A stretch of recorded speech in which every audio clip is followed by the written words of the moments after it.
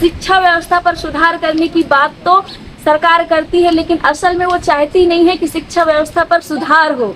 एक भ्रष्टाचार और प्रशासन की लापरवाही और सरकार की नाकामी का ये परिणाम है कि आज हमारे बच्चे ऐसे स्कूल में पढ़ने के लिए मजबूर हैं जहाँ पे किसी भी समय, किसी भी हालत में कभी भी हादसा हो सकता है। और ये छत के बीच में देखिए, बीच में होना चाहिए था एक कॉलम, यहाँ पे कोई कॉलम नहीं है जिसकी वजह से ये गिरा है।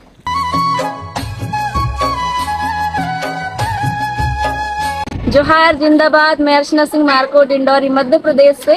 और हाल ही में जो घटना घटित हुई है झालावाड़ में, सेम वैसी ही घटना हमारे डिंडौरी जिला के तहसील जाट के अंतर्गत आने वाली ग्राम पंचायत सिंगार शक्ति में सेम घटना हुई है। और अभी हम वहीं आए हुए हैं वहां की जानकारी लेने, और अभी हमारे साथ बच्चे भी हैं। बच्चे लोगों से कुछ सवाल करेंगे हम लोग। अगर दोबारा यहाँ पे क्लासेस वगैरह लगेंगे तो क्या आप लोग वहाँ पे पढ़ना चाहोगे? नहीं। देखो, बच्चे लोग भी घबरा रहे हैं, डर रहे हैं, क्योंकि कभी भी अचानक कुछ भी हो सकता है। और इस तरह से कंडीशन उस स्कूल की है कि कभी भी गिर सकता है। आधा गिर गया है मतलब वो भी गिरने ही वाला है। तो अभी इनका जो स्कूल है, उनका जो क्लासेस है वो पंचायत भवन के अंदर लग रही है। और ये जो घटना है, स्कूल जो गिरा है वो रात को गिरा है। अगर स्कूल लगी होती, बच्चे खेल रहे होते, तब ये घटना घटित हुई होती, तो आप अंदाजा लगा लो क्या हो गया होता। शिक्षक लोग भी वहाँ पे बैठते हैं, अपना काम काज करते हैं। तो हम ये सवाल करना चाहते हैं कि अगर किसी भी स्कूल में, किसी भी गांव में अगर ऐसी घटना घटित हो जाती है तो इसकी जिम्मेदारी कौन लेगा? हम सिर्फ बच्चों की ही बात नहीं कर रहे हैं, हम शिक्षकों की भी बात कर रहे हैं कि अगर शिक्षक लोगों को कुछ हो जाता है, बच्चों को अगर कुछ हो जाता है, तो इसकी जिम्मेदारी कौन लेगा, कौन उठाएगा? बाकी हम आगे चल करके दिखाते हैं कि किस तरह से स्कूल की हालत है और किस तरह से गिरा गया है, आखिरकार क्या क्या है। बाकी बच्चों के स्कूल की घंटी बज चुकी है, आप लोग जाइए, ठीक है? तो चलिए हम दिखाते हैं कि किस तरह से जो है भवन गिरा हुआ है।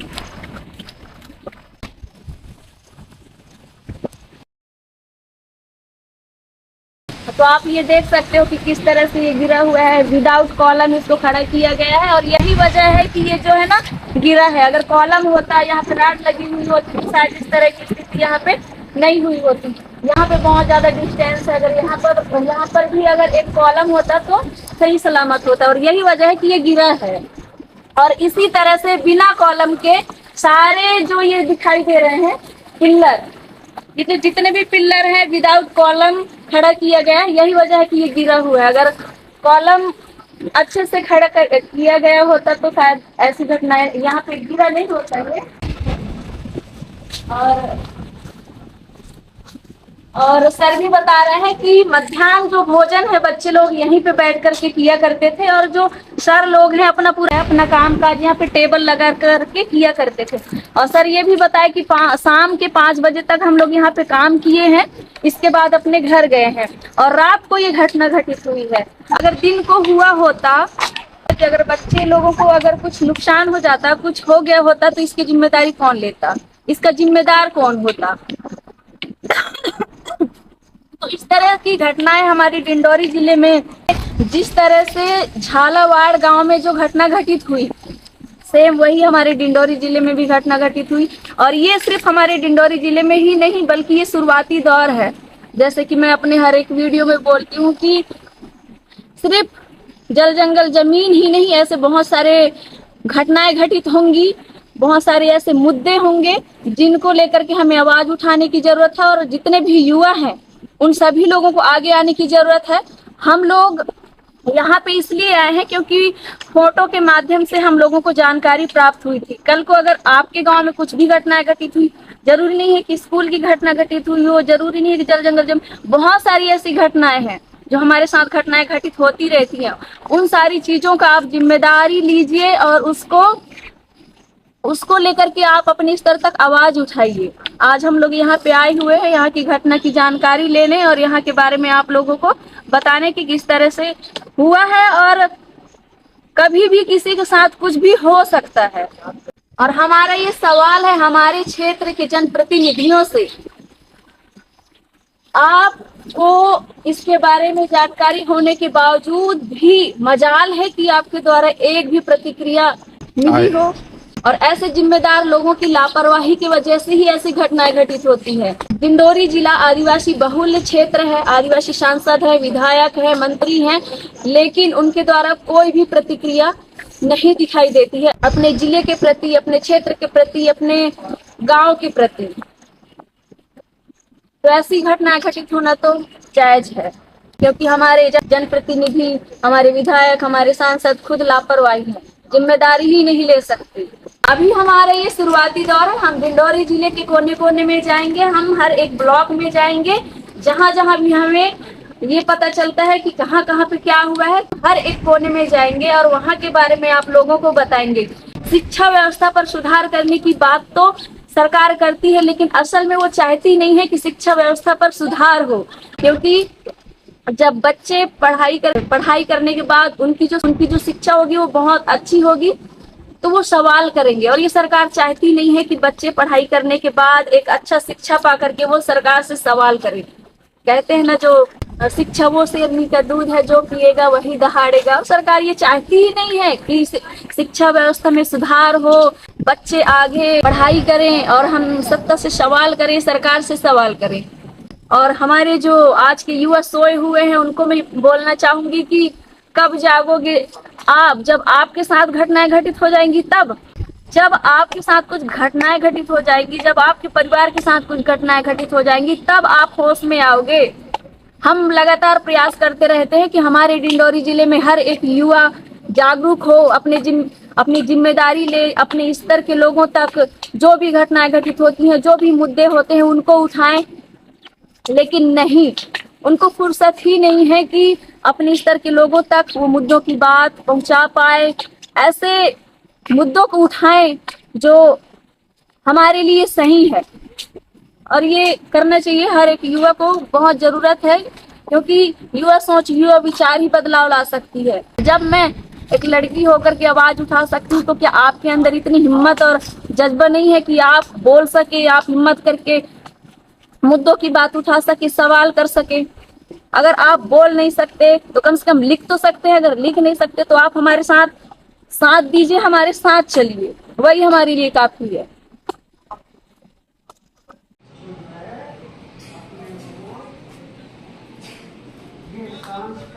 धरोहर के रूप में अपने को बचाए रखना है, आगे के लिए जो है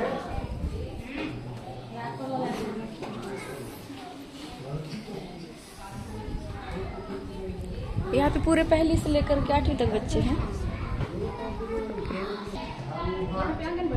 नहीं, वो पहली से 5वीं वाले बच्चे।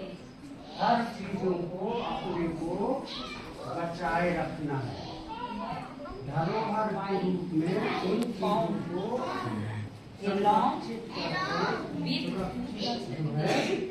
बचाए रखना है। कलाम डाल दो, कहाँ तक रहेगा भैया?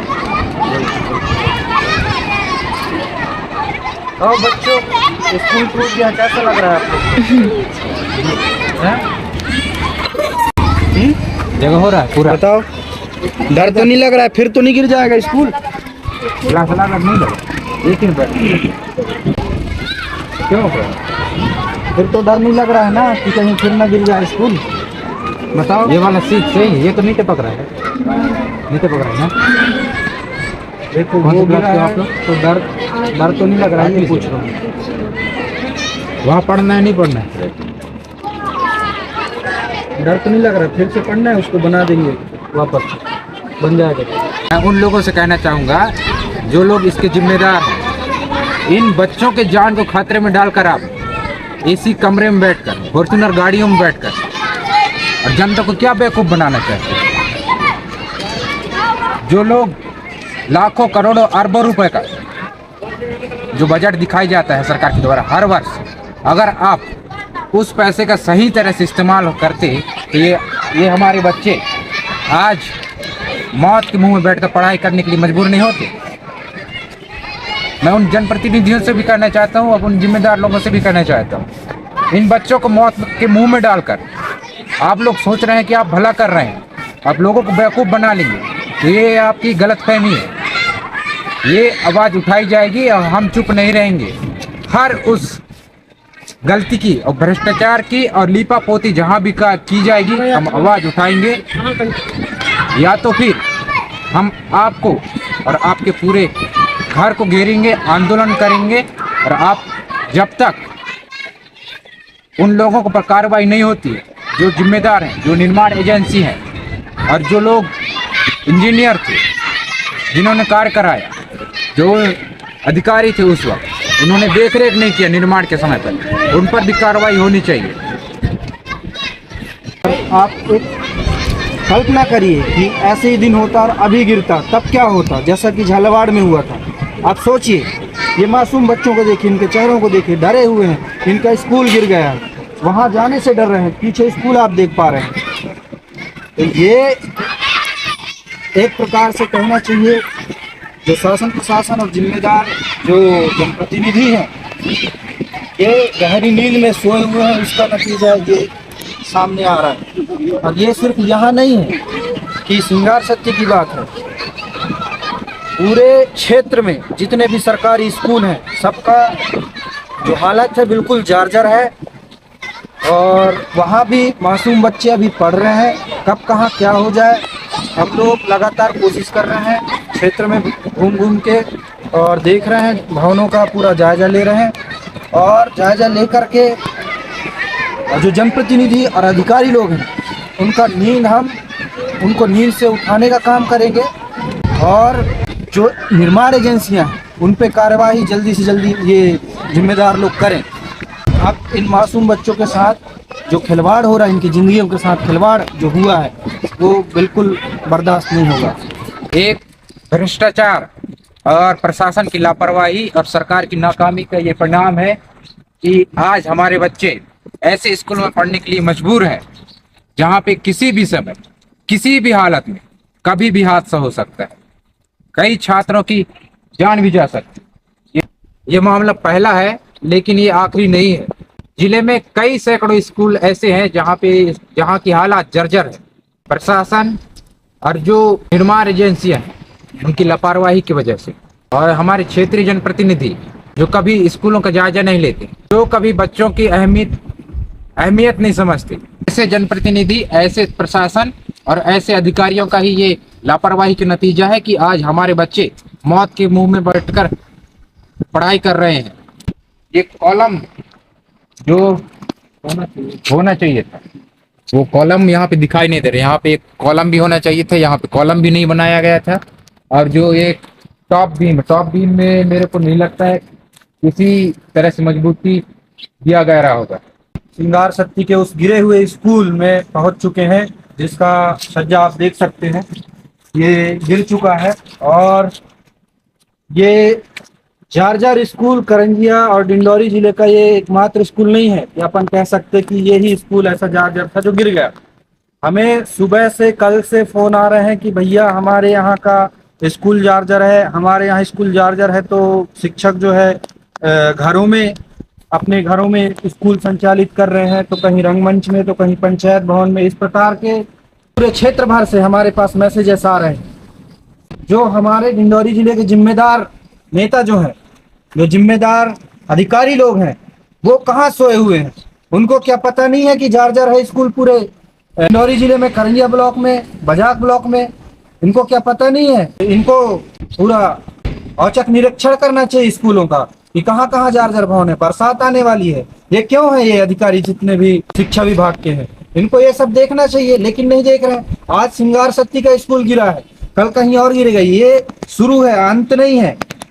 और जिस प्रकार से हमारे पास सूचनाएं आ रही हैं हमारे समाज सेवियों के तरफ से कि भैया हमारे यहाँ स्कूल जार्जर है, स्कूल कहीं और संचालित की जा रही है, वहां पर भी हम लोग जाएंगे और आपको वहां का भी हाल दिखाएंगे कैसे क्या हो रहा है। और हमारे जो जिम्मेदार लोग हैं, वो दुख की बात यह है कि वो सो रहे हैं और अभी तक सो रहे हैं। और इस पे कार्यवाही सिर्फ शिक्षा विभाग और इन पे नहीं होनी चाहिए।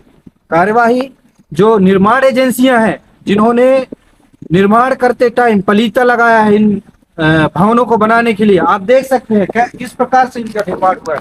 आप देखिए, जब आप घर बनाते हैं तो बाकायदा एक नींव रखते हैं, एक कॉलम खड़े करते हैं। तो जो ये पूरा ये जो भाग गिरा है स्कूल का, इसमें कहीं पे भी आपको पीछे कॉलम नहीं दिखेगा, बस ईंट का एक कॉलम टाइप से, ईंट का यहाँ पे देखिए ईंट का एक कॉलम टाइप से बस जोड़ के उसके ऊपर छत डाल दी। नीचे रॉड का कॉलम बना के ढलाई करना था, वो बिल्कुल यहाँ से गायब है, सीधा ऊपर छत डाल दिए। और ये छत के बीच में देखिए, बीच में होना चाहिए था एक कॉलम, यहाँ पे कोई कॉलम नहीं है, जिसकी वजह से ये गिरा है।